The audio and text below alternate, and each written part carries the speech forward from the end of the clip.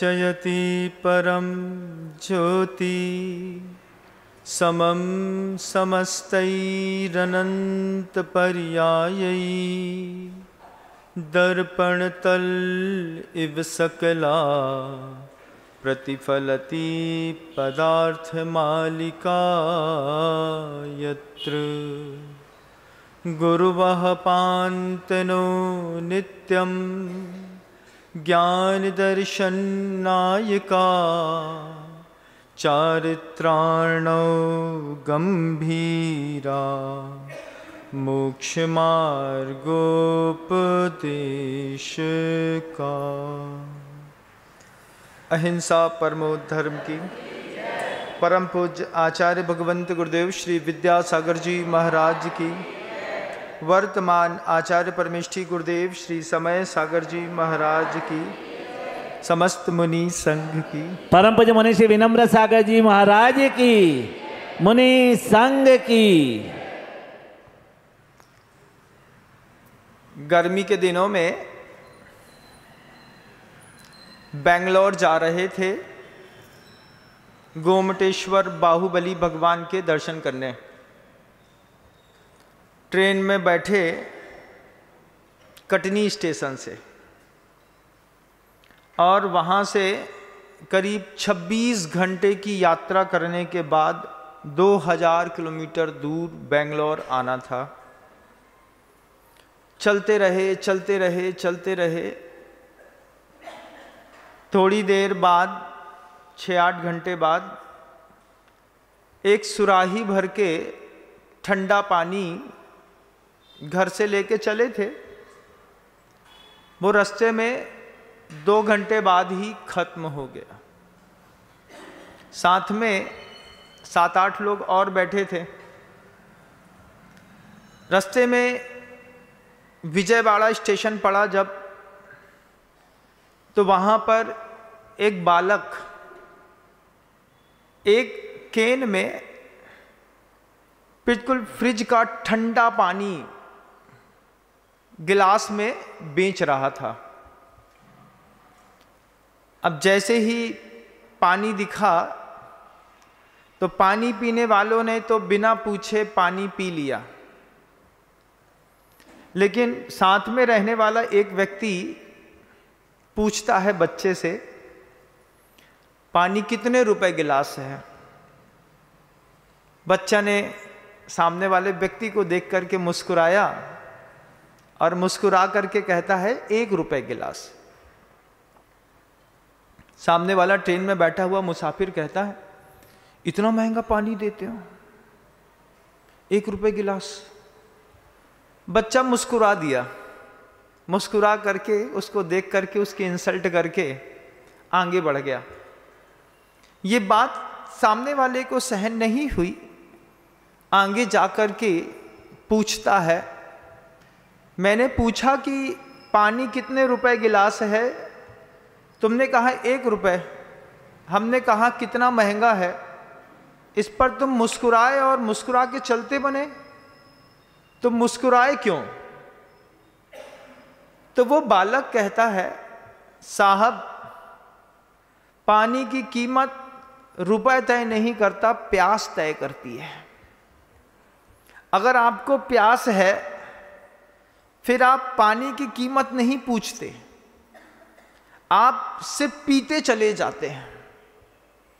सम्मेद शिखर जी चढ़ते हैं पहली बार, और जब ऊपर एकदम से कंठ सूख जाता है और वहाँ पर कुछ आदिवासी ग्रामीण बंधु जब नींबू पानी का गिलास बेचते हैं कांच के गिलास में, उनसे रेट पूछते हैं कि बैठ करके बोलते हैं जब तक हम तृप्त ना हो जाएं तब तक पिलाता रहे पिलाता रहे पिलाता रहे। अच्छी चौड़ी लंबी काया वाले जो होते हैं वे 5-6 गिलास पी लेते हैं, उसके बाद पूछते हैं भाई पैसा कितना हुआ? कितना हुआ? भैया सेठ साहब 2 रुपए गिलास था, 6 गिलास का 12 रुपए। अरे बस ये पकड़ो, खुश हो जाता है।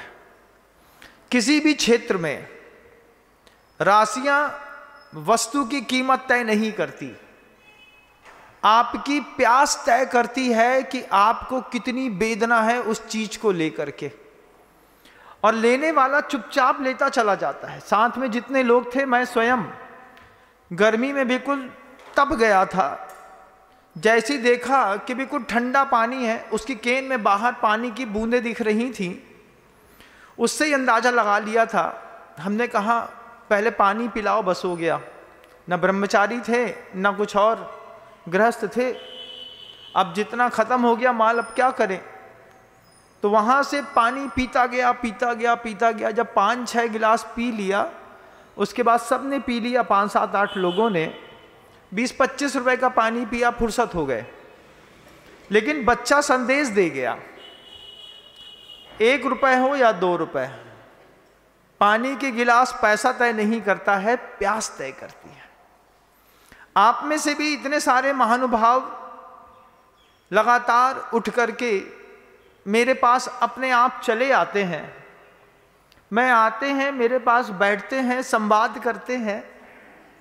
मैं बस एक देखता हूं एक बात को कि प्यास कितनी गहरी है, उपद के आता है हमारे पास। मैं प्यासा हूं, मैं कुछ कर लूं क्या? ऐसा कर लो, ये अमृत धारा लगा लो, ये बर्फ की सिल्ली रख लो, ये मिट्टी पट्टी रख लो, अपना भला कर लो। और वो हमसे जो लेना चाहता है वो ले करके कृतकृत्य होता है। जो लोग अपने आप आते हैं, आ करके अपनी प्यास बुझाते हैं और झूम जाते हैं। जैसे अभी एक परिवार हमारे बीच में आया और गुरुदेव के प्रकल्प के साथ जुड़ करके अपने आप को झुमा गया। बोलता है हमसे, आप खुद बोल दीजिए ना। मैं कहता मैं भी बोल देता हूँ, अनुमोदना करता हूँ। तुम्हारी प्यास जिसमें बुझेगी मुझे उसमें संतुष्टि है, क्योंकि मैं तो पानी पिलाने वाला हूँ। मुझे तो पिलाने का काम है मेरा। पीने वाला पीता है बंधु। जिनके पास प्यास नहीं रहती है देव, गुरु और धर्म की, वे लोग राशियां पूछते हैं, कितने का है, क्या होगा, इतना कहाँ से लाएंगे, इतना महंगा है। जो लोग इस तरीके के संवाद पर आगे आते हैं, उनके जीवन में प्यास नहीं रहती। वे सिर्फ ऑब्जर्वेशन करने वाले लोग रहते हैं। प्यासे लोग सौदे नहीं करते, वस्तुएं खरीदते हैं। कितने में मिलेगी, जितने में भी मिलेगी, हमको प्यास है, हमको चाहिए है, बात खत्म हो गई। आपको जो लेना होगा आप ले लीजिएगा। मैं लगातार चेक करता रहता हूं किस किस तरीके की प्यास है। और जैसे ही उस स्टेशन से आगे पहुंचे, तो आगे पहुंच करके थोड़ी कुछ और पल आगे बढ़े होंगे और मद्रास का स्टेशन सामने दिखाई दे गया। पहले मद्रास गए, मद्रास से फिर गोमटेश्वर, आप लोग भी गए होंगे, उसी रास्ते से मैं भी गया था। मद्रास में ट्रेन 8 घंटे लेट थी, तो 8 घंटे लेट होने पर हम लोग मार्केट घूमने के लिए निकले। मार्केट में एक साड़ी शोरूम में चले गए। साड़ी शोरूम में गए क्योंकि माँ भी थी साथ में, और उन्होंने कहा कि अब कुछ काम नहीं है तो कम से कम एक साड़ी खरीद लो। हमने कहा चलो, एसी की दुकान दिख रही थी, हमने कहा कम गर्मी में कम से कम एसी में बैठने तो मिलेगा। बहुत सारे लोग होते हैं बड़े बड़े शॉपिंग मॉल में गर्मी के दिनों में दोपहर में तफरी करने चले जाते हैं। क्यों? टाटा का जूडियो मिल जाएगा, कुछ और मिल जाएगा। बोले कुछ नहीं, गर्मी बहुत तेज है, तो जब तक गर्मी पड़ रही है तो 3-4 घंटे कम से कम मॉल में घूमो, ठंडे तो रहेंगे, शाम को घर में आके अंथव बनाएंगे, खाएंगे पिएंगे, खुश हो जाएंगे। यही सोच करके और उस साड़ी वाले की दुकान में गया। माँ थी साथ में, परिवार के और भी लोग थे, पड़ोसी भी थे, 3-4 और भी महिलाएं थीं। महिलाएं साड़ियां खरीदने लगीं। साड़ी खरीदने का उन्हें देखते रहे, एक के बाद दूसरी, दूसरे के बाद तीसरी, फिर चौथी, फिर 5वीं। मैंने देखा व्यापारी आदमी अपन, तो मेहनत इतनी हो रही है, लेना देना कुछ है नहीं। महिलाओं में कई बार ऐसी आदत होती है, दुकान में जाएंगी 50, 60, 65 साड़ियाँ खुलवाएंगी, उसके बाद बोलेंगे भैया वैरायटी समझ में नहीं आ रही, अगली बार आएंगे हम। अब सामने वाला दुकानदार गुस्सा भी नहीं सकता, ग्राहक मेरा देवता है, कर्म ही पूजा है। अब ये पूजा और देवता दोनों वहीं कमरे में मिल गए। अब क्या करें, कुछ महिलाएं होती हैं खुलवाती जाएंगी, खुलवाती जाएंगी, खुलवाती जाएंगी, खुलवाती जाएंगी, और उसके बाद 50 साड़ी का पेशेंस सामने वाले ग्राहक का, दुकानदार का, वो दिखाता जा रहा, प्यार से बोलता जा रहा, हाँ दीदी जी, दीदी ये देखिए, दीदी ये देखिए, दीदी ये देखिए, दीदी ये देखिए। वो दीदी दीदी बोलता जाए, दिखाता जाए, हम पीछे खड़े, हम भी व्यापारी, वो भी व्यापारी। हमने कहा ये 6-7 लोग हैं, इनने 50-65 साड़ियाँ खुलवा ली हैं, अगर इनने नहीं खरीदी तो फालतू में टंटा होने वाला है, खरीदना तो पड़ेगा। अब जैसे ही सबने साड़ियाँ देखी और फिर पीछे मुड़ के देखें तो पापा कहते हैं बड़े प्रेम से, जब खुलवाई है तो लो, कुछ तो लेना पड़ेगा, व्यापारी की मेहनत तो खराब नहीं कर सकते।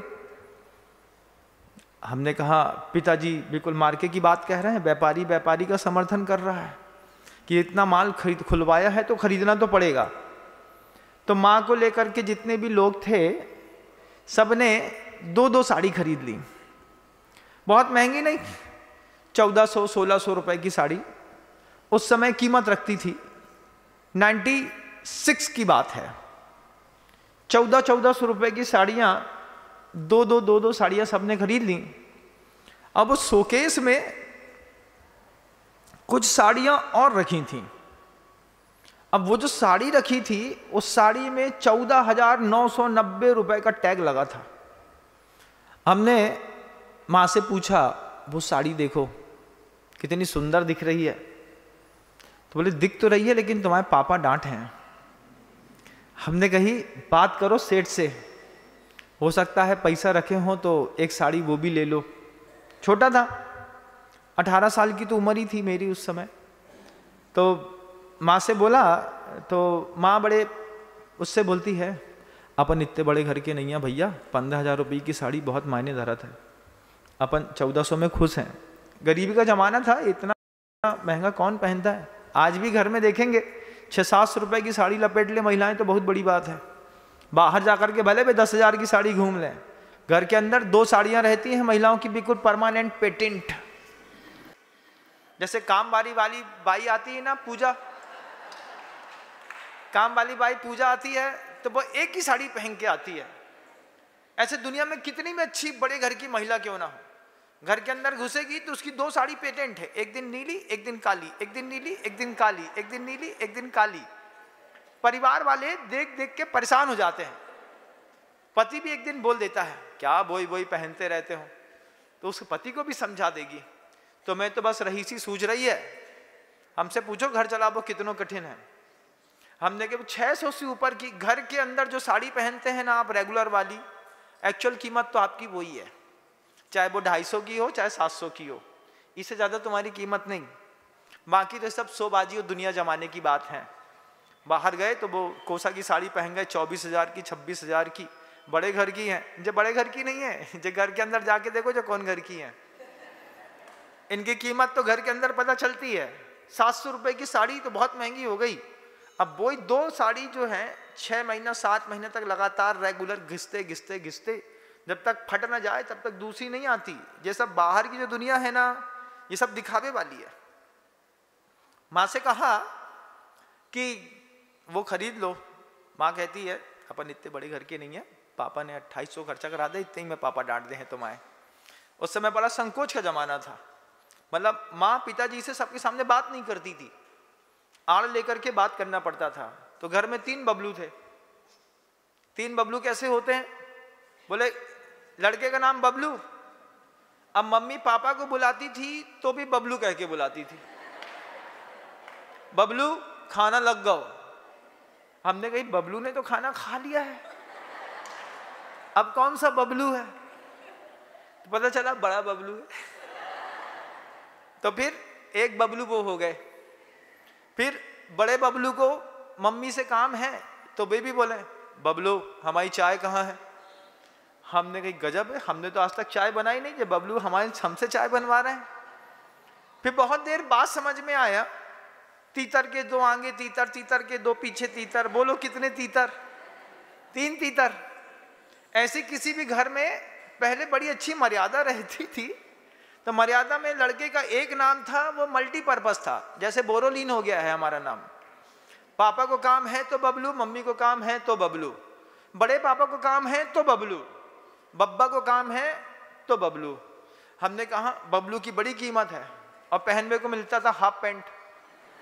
हमने कही दुनिया भर के लोग हमारे घर के नाम लेते हैं, बबलू की कछु बकत नहीं है, मुंह से बबलू बबलू निकलत रहे। वैसे मेरा नाम बबलू था नहीं, हाँ, लेकिन मैं एक पात्र को बीच में रखना पड़ता है, बस हो गया। मेरे कथानक में यथार्थ तो रहता है लेकिन उसमें पात्र मैं नहीं रहता हूं। माँ ने वहां से 2 साड़ी खरीदी, रखी और चलती बनी। जो काउंटर पे पैसा ले रहा था उसने बड़ी अच्छी बात करी।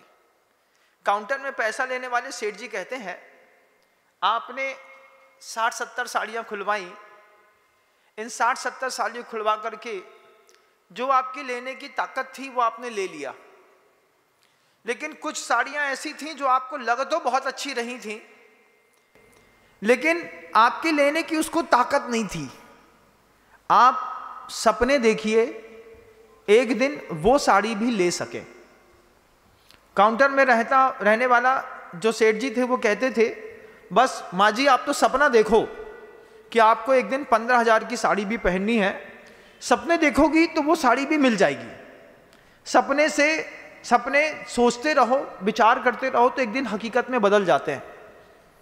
ये बात जब हम लोग वापस ट्रेन पर बैठ गए बेंगलोर जाने के लिए, तो पिताजी, क्योंकि वो उधर वाले थे, उधर वाले का मतलब तो आप समझते ही हैं, अब मैं क्या बोलूं, तो हम लोगों को बैठ करके समय सार का उपदेश देने लगे। अब जैसे पिताजी ने उपदेश देना शुरू किया तो मम्मी तो ऐसी देखने लगी। अब वो मेरे को टारगेट बनाया, क्योंकि बीच में तो बबलू ही है और कोई है नहीं दुनिया में। अब पिताजी कितना गजब का उपदेश देते हैं। पिताजी उपदेश देते हैं, दार्शनिक जो व्यक्ति होता है वो उसका चिंतन ही बिल्कुल अलग होता है। पिताजी कहते हैं, देखो अपन लोग उसकी दुकान में गए, 6 घंटे की ब्रेक जर्नी हो गई थी, तो अपन ने उसकी दुकान में साड़ियाँ देखी, 60-70 साड़ियों में 5-6 साड़ी पास कर ली। फिर कुछ साड़ियाँ ऐसी थीं जो बहुत कीमती थी। क्यों देख रहे थे कि नहीं? हमने कहा देख रहा था भैया, हमको ना साड़ी पहनना ना मतलब, हमको कहाँ मतलब, काहे को बता रहे, हमको ज्ञान दिए जा रहे तुम। पिताजी ज्ञान दिए जा रहे, दिमाग में फीड होता गया, वक्त पर चीजें काम आती हैं। पिताजी कहते हैं, शोकेस में जो बड़ी बड़ी बनारसी साड़ियां रखी थीं वो साड़ियों की लेने की हैसियत नहीं थी, लेकिन कोई तो होगा जो उस साड़ी को खरीदता होगा, कोई तो होगा जो वो बड़ी बड़ी महंगी महंगी साड़ियां पहनता होगा।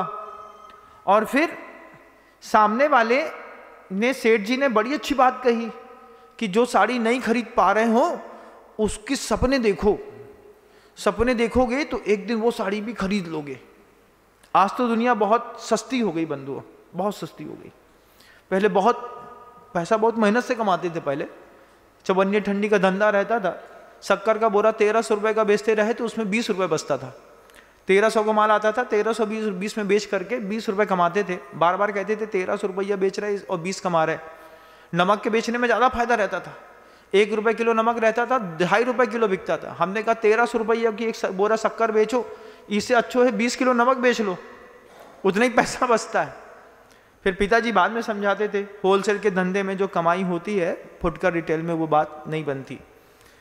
अब वो पिताजी उदाहरण देते हैं, उदाहरण को आपको भी देखना है। पिताजी कहते हैं अध्यात्म की ओर ले जाना, गोमटेश्वर की ओर ले जा रहे हैं। वे कहते हैं ऐसा ही धर्म होता है। धर्म कैसा होता है? आचार्यों ने ग्रंथों में बहुत सारे विकल्प खोले हैं। बहुत सारे विकल्पों में जिस विकल्प को तुम्हारी हैसियत है उसको स्वीकार कर लो। धर्म ध्यान के 1000 विकल्प खोले।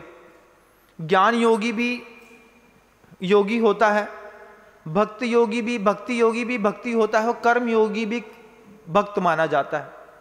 अब पिताजी ने जैसे ही कहा तो बगल में बैठे वाले एक प्रोफेसर थे फैजाबाद के, उनके वो पिताजी के फ्रेंड थे, तो उन्होंने कहा कि कल्लू इसका मतलब, तो बोले देखो भाई, आचार्यों ने ग्रंथों में जीव के उद्धार के कितने विकल्प लिखे हैं।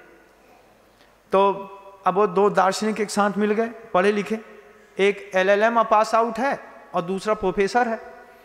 अब दो ज्ञानी मिले तो चुप रहने में भलाई रहती है, कुछ भी बोलोगे तो डांट खानी पड़ती है। तो हमने कहा ये दोनों की बात हो गई है, अब बबलू सो सकता है आराम से, लेकिन सोने ना मिला क्योंकि सो के उठे ही थे थोड़ी देर पहले। पिताजी कहते हैं आचार्यों ने ग्रंथों में कितना विकल्प दिया स्किल डेवलपमेंट का। स्किल डेवलपमेंट मतलब कौशल विकास। कौशल विकास का मतलब अपने अंदर की इनर वर्ल्ड की एनर्जी को डेवलप करने के लिए आचार्यों ने छोटे बड़े सारे सौदे करे हैं। इन सौदों को अगर समझ में आ जाए और जो हैसियत का है वो ले लो। हैसियत का क्या है? फैजाबाद वाले साहब बोलते हैं प्रोफेसर साहब पापा से, हैसियत का क्या है? बोले यार प्रोफेसर साहब आप तो पढ़े लिखे हो, हैसियत में वांग मनोगुप्तीरिया दान निक्षेपर समित्या लोकित पान भोजनानी पंच, 5 साड़ियां। कैसी? घर के अंदर अच्छे से बोलेंगे, हैसियत में है तो ले लो। घर के अंदर किसी भी चीज को उठाने धरने में देख सोच करके रखेंगे, उठाएंगे, लात से काम नहीं करेंगे। समझ में आए तो ले लो। फिर उसके बाद कहता है आदान आलोकित पान भोजनानी पंच, 4 महीने का चतुर्मास लग रहा है, नियम ले लो। हैसियत में हो तो कि रात का भोजन नहीं करेंगे। सस्ते सौदे हैं। कितना सस्ता सौदा है कि वचन का व्यापार अच्छा रखेंगे। स्किल डेवलपमेंट के रूल्स थे। वांग मनः गुप्तीरिया, मनः में मन के अंदर 4 महीने का संकल्प कर लो, किसी के बारे में बुरा नहीं सोचेंगे, किसी का अहित का चिंतन नहीं करेंगे। बोले इसमें काय की उपवास की? उपवास में तो मेहनत लगती है, सोचबे में काय की मेहनत। दोनों बात कर रहे थे, मेरा इंटरेस्ट बढ़ गया। हमने कहा उधर का उदाहरण धार्मिक ग्रंथों में फिट करके क्या गजब की बात पिताजी कह रहे हैं। पिताजी ने कहा एक सूत्र है, एक सूत्र का सस्ता सौदा, वांग मनः गुप्ती ईरिया समिति लोकित पान आलोकित पान, दिन के उजाले में भोजन और पान करने का सौदा है। इससे तुम्हारी अहिंसा पल जाएगी यथासंभव। तो वो प्रोफेसर साहब बोलते यार गजब यार कल्लू, गजब की बात कह रहे, तुम वहाँ का उदाहरण इधर फिट कर दिया। तो बोलते देखो अभी गोमटेश्वर बाहुबली आया नहीं है, तब तक संवाद करो तो धर्म का करो ना। रास्ता चलते फालतू की बात करेंगे तो पाप बंद होगा। अब उनको तो मुमुक्षुओं को तो पता नहीं क्या क्या दिखता है संसार में, उनको भी बहुत कुछ दिखता था जो हमको नहीं दिखता था। हमको तो पैसा लेके दिखता था। वो हमको पहले पैसे देते थे, बोले 10 रुपये ले लो, अपन बैठ के अध्यात्म अमृत कलश पढ़ते हैं। तो हमने कहा 10 रुपया में आधे घंटे की पढ़ाई हो रही है तो ठीक है, पढ़ लेते हैं। पैसा मिलता था, पढ़ाते थे, लेकिन उधर की पढ़ाई आज काम आती है। कब क्या मिल जाए, कैसा सौदा पड़ जाए, क्या पता।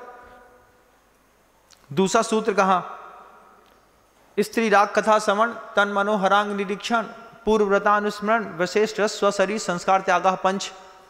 क्या है? इससे तुम्हारा ब्रह्मचर्य पल जाएगा। 4 महीने का नियम ले लो। स्त्री राग कथा श्रवण नहीं करेंगे, ऐसी कोई कहानी, ऐसी कोई टीवी, ऐसा कोई मोबाइल, ऐसे कोई सीरियल में दृश्य नहीं देखेंगे जिससे स्त्रियों के प्रति राग बढ़ता हो, और स्त्रियों के लिए ऐसा कोई दृश्य नहीं देखेंगे जिसमें पुरुष के प्रति कोई राग बढ़ता हो। दुनिया में जितने भी जिम खुले हैं ये सब महिलाओं की मेहरबानी के चक्कर में खुले हैं। कोई भी लड़का जिम में स्वस्थ रहने के लिए कभी नहीं जाता, सिर्फ दिखावट के चक्कर में।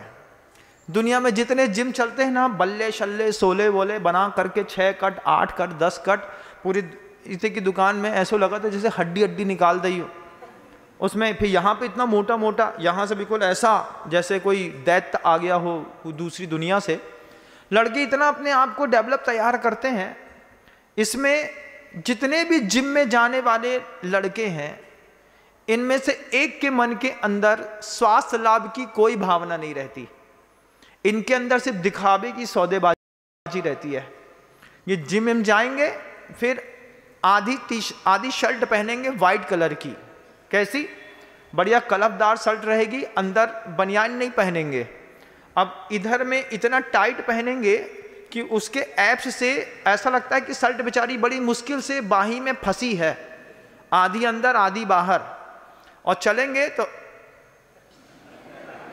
ऐसा, तो वो चलते वक्त, उठते वक्त, देखते वक्त ऐसा लगता है कि वो जो विपरीत धर्म वाले होते हैं उनका अटेंशन जाता है।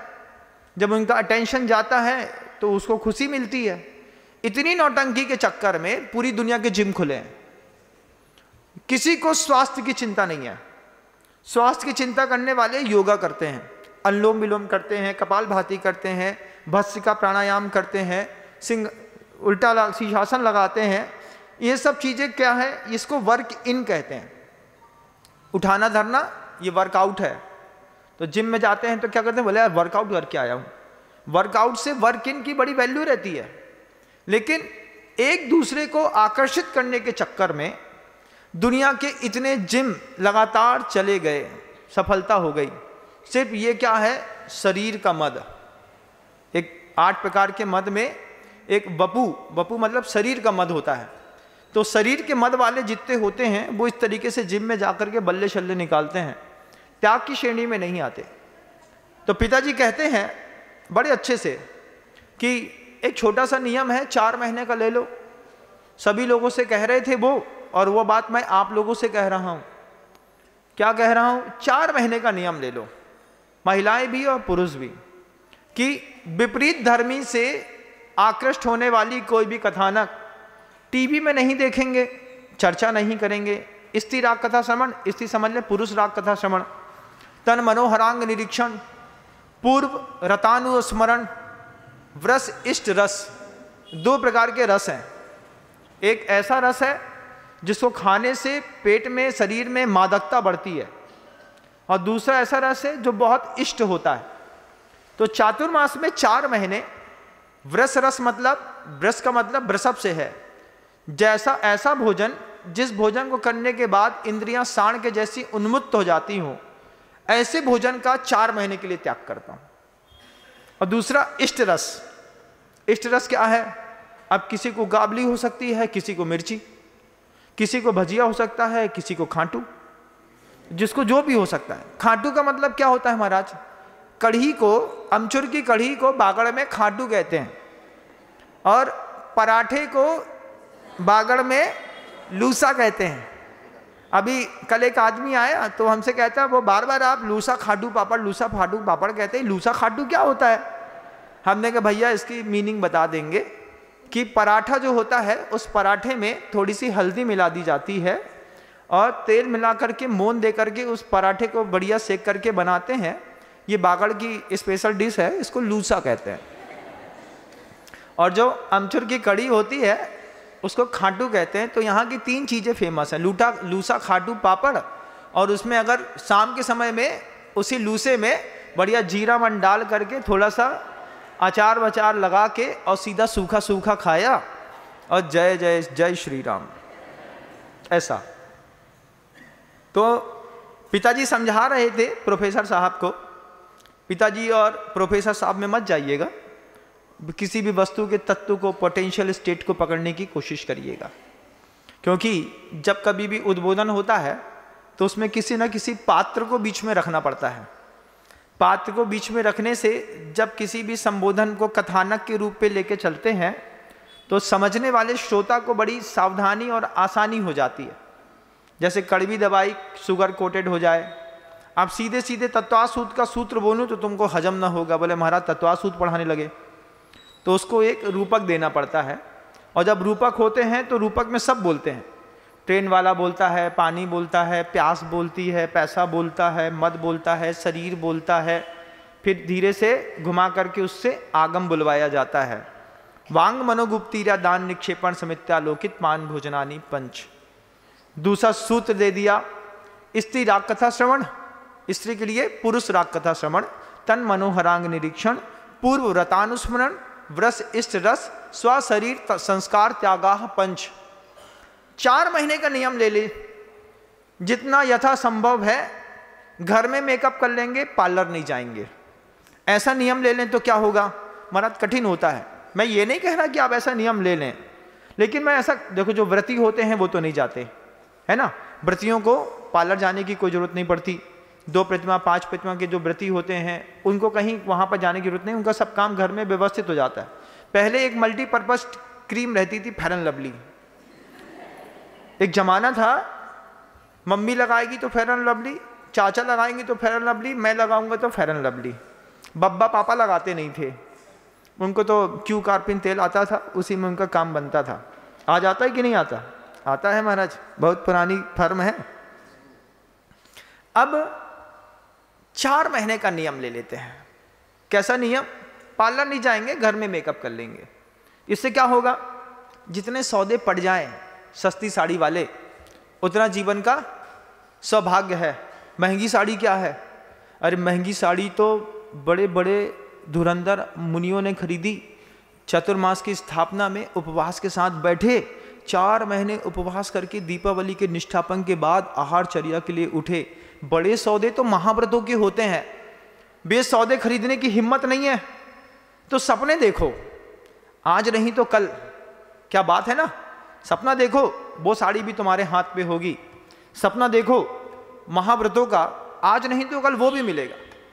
जब सुमतिनाथ भगवान की, शांतिनाथ भगवान की प्रतिमा बैठाने के लिए इतना धन का भाव छोड़ा जा सकता है, तो फिर खुद की बेदी में खुद को बैठाने के लिए भी कोई भाव बनाया जा सकता है। जब भगवान को बैठा रहे हो, प्रभु को जब बेदी में बैठा रहे हो, तो प्रभु से बोलना, मंदिर जाओ, प्रभु को बेदी में बैठा हुआ देखो, तो भगवान के सामने खड़े होकर के बोलो, प्रभु मेरे भी दिन आएंगे, मैं भी इस बेदी में बैठूंगा। जितनी बात प्रभु से बोलोगे, आज आपका दिन आया है, आप बेदी में बैठे हैं, मेरा भी दिन आएगा, मैं भी बेदी में बैठूंगा, इसलिए मैंने बेदी का दान दिया है। इसलिए मैं भी भगवान बनूंगा, इसलिए मैंने जिनबिम का दान दिया है। मैं भी शिखर पर पहुंचूंगा, इसलिए मैंने शिखर बनवाया है। मुझे भी अष्टम वसुधा में अपना कलशारोहण करना है, इसलिए मैं भी कलशारोहण कर रहा हूं। मुझे भी अपना झंडा गाड़ना है इस धरती पर ऊंचा, तो मैं वहां पर ध्वजारोहण कर रहा हूं। कोई भी धार्मिक क्रिया को अपने साथ जोड़कर के जीने का प्रयास करिए। आपने भगवान का महाद्वार बनाया, इसका मतलब है कि आप अपने लिए मुक्ति का दरवाजा खोल रहे हैं। इधर से उधर जोड़िए। जम सक्कई तम की रही, तजम न सक्कई तहेव सद्दहनम। आचार्य कहते हैं, जो कर सकते हो वो अपनी ताकत से करो, जो नहीं कर सकते हो उस पर श्रद्धा करो कि मैं ये भी कर सकता हूं, मैं ये करूंगा एक दिन। महंगी साड़ी नहीं खरीदते बन रही ना, महाव्रत लेते नहीं बन रहा, घर छोड़ते नहीं बन रहा, तो अनुव्रतों की हल्की साड़ी तो खरीदो। उसमें वांग मनोगुप्तिरा दान निक्षेपण लोकित पान भोजनानी पंच क्रोध लोभ भीरुत्व हास प्रत्याख्यान अनवीच भाषणम चपंच। एक और सूत्र रख दिया कि घर के अंदर का नियम ले लो, 4 महीने घर के अंदर क्रोध नहीं करेंगे। महाराज क्रोध न करें तो एक दिन घर न चले। पत्नी 30 साल पुरानी हो गई, ओल्ड स्टॉक, लेकिन आज तक कुछ नहीं समझी। क्या नहीं समझी? आज भी थाली में बैठते हैं तो उससे बोलना पड़ता है, दाल में नमक ज़्यादा डाल दिया, तुमने अभी लूसा में मोन ज़्यादा कर दिया है, जीरा मन में अभी मिर्ची नहीं डली है। 30 साल बाद भी पति को अगर अपनी पत्नी से धन के भोजन के मामले में समझना पड़े, मतलब समझना कितनी बेमेल जोड़ी है। 30 साल से पति कितना एडजस्ट कर रहा होगा। क्या एडजस्टमेंट है महाराज? एक दिन नियम ले लो, तुमको तुम्हारे घर के अंदर तुम्हारा पुण्य पता चल जाएगा। एक दिन नियम ले लो कि मौन से भोजन करेंगे, कुछ नहीं मांगेंगे। देखें हमारे पुण्य में घर में क्या मिलता है। थाली लगा दो, इतना बोल दो बस, थाली लगा दो। फिर देखो वो 2 रोटी परसेगी और अपने बच्चे को नहलाने धुलाने उधर चली जाएगी। पता चला 2 रोटी खा करके हम बैठे हैं, अब आएगी तब आएगी, अब आएगी, नहीं आएगी। तुम्हारी किस्मत में 2 रोटी थी, तुमने खा ली ना, पानी पियो निकल लो यहां से, नहीं आएगी। तुम घर के अंदर भिखारी हो, तुमको जरा जरा सी बात में, ए भाई दाल दे दे। जब तक दाल नहीं मांगोगे दाल नहीं मिलेगी, जब तक पापड़ नहीं मांगोगे पापड़ नहीं मिलेगा, जब तक रोटी नहीं मांगोगे रोटी नहीं मिलेगी। ऐसा तुम्हारा पुण्य नहीं है कि तुम चुपचाप बैठे रहो, तुम्हारा पेट तुम्हारी मर्जी के हिसाब से भर जाए। किसी का पुण्य नहीं है पूरे संसार में। कोई पत्नी इतनी समझदार आज तक नहीं मिली किसी पति को कि पति की भूख समझ सके और पति की भूख के हिसाब से भोजन करा सके। ऐसी आज तक पत्नी नहीं मिली। एक दिन एक टाइम का नियम ले लोगे ना तो समझ में आएगा कि साधु बन करके बड़ी महंगी साड़ी पहनने वाले जो लोग होते हैं वे कैसे मेंटेन करते होंगे। 365 दिन जिंदगी भर दूसरे के घर में जाना, दूसरे के हाथ का खाना, ना उसको हमारी भूख का पता, ना हमारे पेट का पता, ना स्वाद का पता, चुपचाप लेना और चले आना। एक दिन करके देखो ना, पता चल जाएगा। जितने पुरुष इतने बड़े मंगने हैं, ये तो खाना मांगते घर के अंदर, दे भाई चावल दे दे थोड़ा सा माँ। अब वो बेचारी बड़े अच्छे से, हाँ लो चावल ले लो, ऐसा तो परस्ती, ये लो चावल और खा लो। क्या प्यार से परस्ती है? हे पतिदेव आपके लिए चावल समर्पयामी, आहा ऐसा जाएगी। और जैसे वो अन्ना लोग होते हैं ना, ऐसे चावल डालते हैं, खट खट एक बार दो बार थाली में बजा देते हैं, ऐसे वो थाली में जे चावल खा लो। बेचारा वो खाता पीता चला जाता, अपने आप को मालिक समझता है, कुछ नहीं है तुम्हारे हिस्से में, कुछ भी नहीं। अब क्या है महाराज, जीवन है। आचार्य कहते हैं, गुरुदेव कहते हैं, पिताजी कहते हैं कि 4 महीने का जितना सौदा पड़ जाए उतना तो करके देखो। क्रोध घर के अंदर नहीं करेंगे, लोभ घर के अंदर नहीं करेंगे, घर वालों को डराएंगे नहीं। घर वालों को डराने की भी बड़ी आदत रहती है। लगातार घर के अंदर इतना मेंटल प्रेशर बड़े क्रिएट कर देते हैं कि सामने वाला घबरा जाता है, भागता है बच्चा घर से। अगर आपका बच्चा डाइनिंग हॉल में आए और बच्चा उठ करके दूसरे कमरे में चला गया, मतलब आपके और आपके बच्चे के बीच में जनरेशन गैप और फैक्शन लगातार बढ़ रहा है। पिता और पुत्र दोनों एक ही सोफा सेट पर बैठ करके और टीवी देख लें, समझना परिवार की सबसे बड़ी उपलब्धि है। नहीं तो जैसे ही पुत्र की टीवी चालू होती है, पापा आए, बच्चे ने टीवी ऑफ करी, जीरो न्यूज आज तक लगाया और चुपचाप ऊपर, बोले क्यों? तुम्हारे गणेश जी आ गए हैं, अब हमसे ना बनेगा। ऐसे ही होता है ये घर का जनरेशन गैप। तो अब चूंकि अब वो बेंगलोर आना था, अब वो आ गया, बेंगलोर आ गया, वहाँ पे ट्रेन आ गई, यहाँ पे मेरा टाइम हो गया, तब मैं क्या करूँ? और बोलना है लेकिन टाइम नहीं है क्योंकि स्टेशन आ गया। स्टेशन आ गया तो पिताजी बोलते हैं, यार प्रोफेसर साहब अब बाद में बात करेंगे, पहले ट्रेन से उतर जाओ फिर देखते हैं। यही बात मैं कहता हूँ कि आगे का संवाद अपन फिर देखेंगे। शब्दों को विराम देता हूँ। गुरुदेव श्री विद्यासागर जी में जा वाणी के ज्ञान से सूझे लोकालोक, सो वाणी मस्तक नमो सदा देत हूँ दो। हे जिनवाणी भारती तो हे जपो दिन रैन, जो तेरी शरणा गहे सो पावे सूझे।